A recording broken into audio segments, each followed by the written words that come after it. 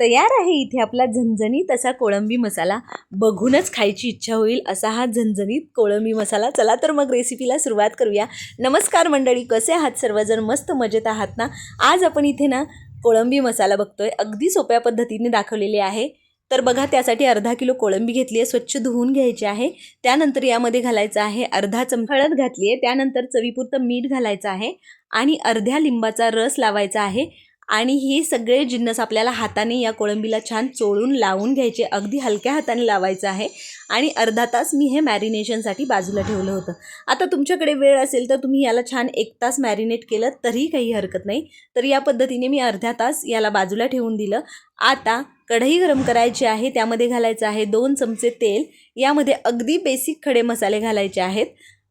यामध्ये 2 तमालपत्र घातलेले आहेत मी, 1 दालचिनीचा तुकडा घातलेला आहे, लवंगा घेतलेले आहेत 1 ते 2 आणि काळी मिरी घेतलेली आहे। अर्धा ते 1 मिनिट मंद आचेवर याला छान हलकंसं भाजून घ्यायचं। त्यानंतर यामध्ये घातलेला आहे 1 चमचा काश्मीरी लाल तिखट, 1 ते 1.5 चमचा कांदा लसूण मसाला। आता कांदा लसूण मसाल्याच्या ऐवजी तुम्ही जरी इथे मालवणी मसाला वापरलात ना तरी याची टेस्ट अजूनच भन्नाट येते बरं का।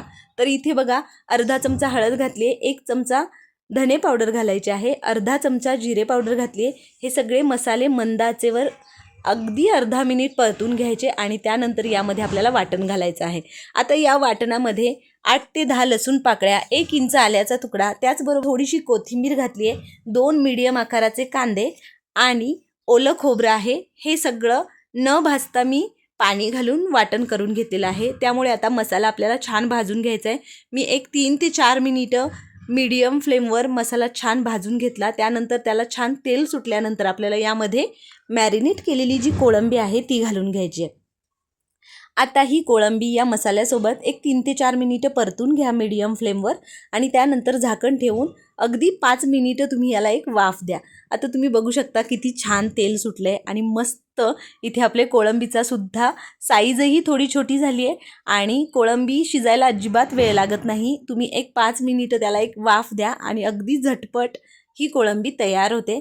तर या पद्धतीने झाकण ठेवून झाल्यानंतर मी एक 5 मिनिटं त्याला छान परतून घेतलं आणि अगदी अर्धी वाटी मी यामध्ये पाणी घालणार आहे। मला खूप जास्त पातळ करायचं नाही आहे, त्याचबरोबर खूप जास्त सुकीसुद्धा ही भाजी करायची नाही आहे। तर इथे बघा, अगदी मी थोडंसं पाणी घालून घेतलेलं आहे। तुम्ही तुमच्या अंदाजाने पाण्याचं प्रमाण कमी जास्त करू शकता, काही हरकत नाही। त्यानंतर यामध्ये घातलेले आहेत चिंचेचे 2 छोटे छोटे तुकडे करून, तुम्ही चिंचेऐवजी आमसूल कोकम वापरलं तरीही काही हरकत नाही। त्यानंतर झाकण ठेवून अगदी 5 मिनिटं मंद आचेवर मी ही भाजी शिजवून घेतली आणि तुम्ही बघू शकता रंग किती अप्रतिम आलेला आहे। भन्नाट अशी ही कोळंबी खाण्यासाठी तयार झालेली आहे। मस्त रंग आलाय, सुगंध तर अप्रतिम येतोय। तर या पद्धतीने अशीच लपथपीत ही भाजी मला हवी होती, म्हणून मी पाणी थोडंसं जास्त घातलं होतं। तुम्हाला सुकी हवी असेल तर तुम्ही पाणी कमी घाला। तर या पद्धतीने झणझणीत असा हा कोळंबी मसाला खाण्यासाठी तयार आहे। बारीक चिरलेली खूप सारी कोथिंबीर घालून घ्यायची आणि आहे इथे आपला झणझणीत असा कोळंबी मसाला। आहे की नाही सोपी रेसिपी? बरंच झटपट तयार होते आणि अगदी बाहेरच्या तुम्ही कोळंबीला विसरून जाल इतका भन्नाट हा कोळंबी मसाला घरच्या घरी तयार होतो। बेसिक मसाल्यांमध्ये अगदी सोप्या पद्धतीने ही रेसिपी इथे आपण दाखवलेली आहे। रंग भन्नाट आलाय, त्याचबरोबर कन्सिस्टन्सीसुद्धा परफेक्ट झालेली आहे। आता मी तुम्हाला याची कन्सिस्टन्सी दाखवते। आपण एका बाउलमध्ये हे काढून घेऊया। तर तुम्ही इथे बघू शकता कन्सिस्टन्सी ही किती परफेक्ट झालेली आहे। तर अशा पद्धतीने आपला हा कोळंबी मसाला खाण्यासाठी तयार झालेला आहे आणि भन्नाट लागते। ज्वारीची भाकरी असेल, बाजरीची भाकरी असेल, त्याचबरोबर तांदळाच्या भाकरीबरोबर तरी 1 नंबर लागतो।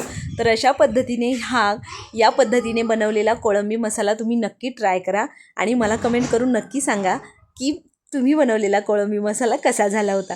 चला तर मग तुम्हाला ही झणझणीत अशा कोळंबी मसाल्याची रेसिपी कशी वाटली ते मला कमेंट करून सांगायचं आहे। त्याचबरोबर तुम्हाला आपल्या बाकीच्या रेसिपीज कशा वाटतात तेही मला कमेंट करून सांगायचं आहे।